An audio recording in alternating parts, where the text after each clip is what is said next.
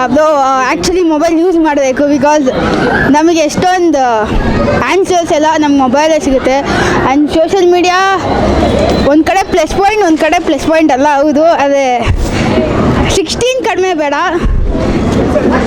ಒಂದು 6-7 ಇರಲಿ, ಅಷ್ಟೊಂದು ಕಡಿಮೆ ಬೇಡ ಬ್ರೋ. ಥ್ಯಾಂಕ್ಸ್. ಸರ್ಕಾರದ ನಿರ್ಧಾರ ಸರಿನಾ ತಪ್ಪು. ಯಾವ ರೀತಿ ತಪ್ಪು? ನಮಗೂ ಒಂಚೂರು ಫ್ರೀ ಟೈಮ್ ಬೇಕು ಸೋಷಿಯಲ್ ಮೀಡಿಯಾದವ್ರು. ನಮಗೂ ಆಚೆ ಇರೋದೆಲ್ಲ ಗೊತ್ತಾಗಬೇಕೆಲ್ಲ ಸೋಷಿಯಲ್ ಮೀಡಿಯಾ ಯೂಸ್ ಮಾಡಬೇಕು. ಮತ್ತು ವಾಟ್ಸಪ್ಪೆಲ್ಲ ನಮಗೆ ಬೇಕೇ ಬೇಕು. ಈ ಗ್ರೂಪ್ಸು, ಸ್ಕೂಲ್ ಗ್ರೂಪ್ಸ್ ಎಲ್ಲ ಇವಾಗ ಬರೀ ಆನ್ಲೈನ್ ಇರೋದು, ಸೊ ಬೇಕೇ ಬೇಕು. ಅದಕ್ಕೆ ಅದು ತಪ್ಪು ಅಂತ. ಮಕ್ಳು ಹೆಂಗೆ ಯೂಸ್ ಮಾಡ್ತಾರೆ ಅದ್ರ ಮೇಲೆ ಡಿಪೆಂಡ್ ಆಗುತ್ತೆ. ಸೊ ಅವ್ರ ಪೇರೆಂಟ್ಸ್ ನೀಟಾಗಿ ಜಡ್ಜ್ ಮಾಡಿ ಗೈಡ್ ಮಾಡಿದ್ರೆ ಯೂಸ್ ಮಾಡ್ಬೋದು. ಆದರೆ ಎಲ್ಲರಿಗೂ ಬ್ಯಾನ್ ಮಾಡೋದು ತಪ್ಪಂತ ನಾನು ಅಂತೀನಿ. ಅದೇ ಬ್ರೋ, ಪೇರೆಂಟ್ಸ್ ಗೈಡ್ ಮಾಡ್ದಂಗೆ ಇದು ಮಾಡ್ಬೋದು ಬ್ರೋ. ಪೇರೆಂಟ್ಸ್ ನೀಟಾಗಿ ಗೈಡ್ ಮಾಡಿದ್ರೆ ಯಾರು ನೋಡೋದನ್ನ ಏನು ಬ್ರೋ, ನೀಟಾಗಿ ನೋಡ್ಬೋದು. ಅದಕ್ಕೆ ಬ್ರೋ ನಾವು ಅಂತೀವಿ ಅದು ತಪ್ಪು ಅಂತ.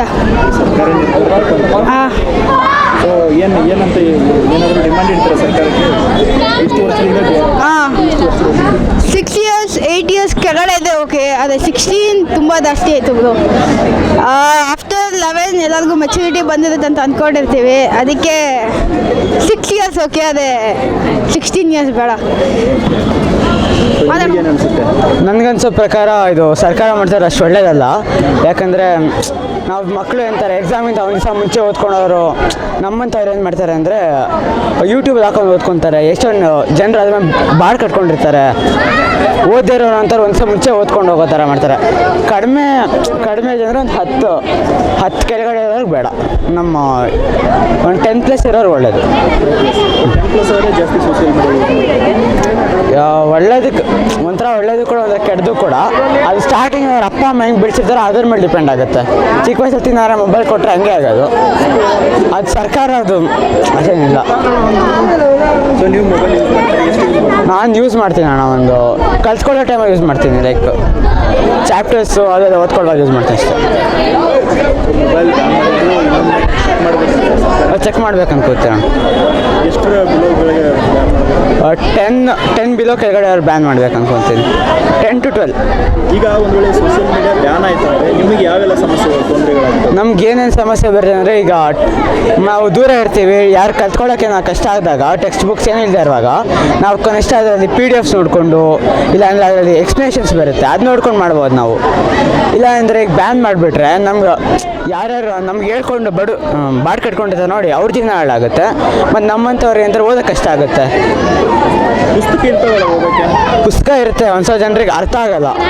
ಇವ್ರು ಎಕ್ಸ್ಪ್ಲೇನ್ ಮಾಡ್ತಾರೆ ನೋಡಿ, ಡಯಾಗ್ರಾಮ್ಸು ಅದು ಇದು ಅಂತೆಲ್ಲ ಕೊಡ್ತಾರೆ, ರಿವಿಷನ್ ನೋಟ್ಸೇ ಕೊಡ್ತಾರೆ. ನಮ್ಗೆ ಅದು ಸಿಕ್ಕಿದ್ರೆ ಇನ್ನೂ ಚೆನ್ನಾಗಿ ಓದ್ಬೋದು ನಾವು. ಇವ್ರು ಹೆಂಗೂ ಓದ್ತೀವಿ, ಆದರೆ ಅದು ಸಿಕ್ಕಿದ್ರೆ ಇನ್ನೂ ಚೆನ್ನಾಗಿ ಓದ್ಬೋದಲ್ಲ. ಒಳ್ಳೇದಕ್ಕೆ ಯೂಸ್ ಮಾಡಬೇಕು. ಕೆಟ್ಟದಂಥದನ್ನ ಬ್ಯಾನ್ ಮಾಡಿ.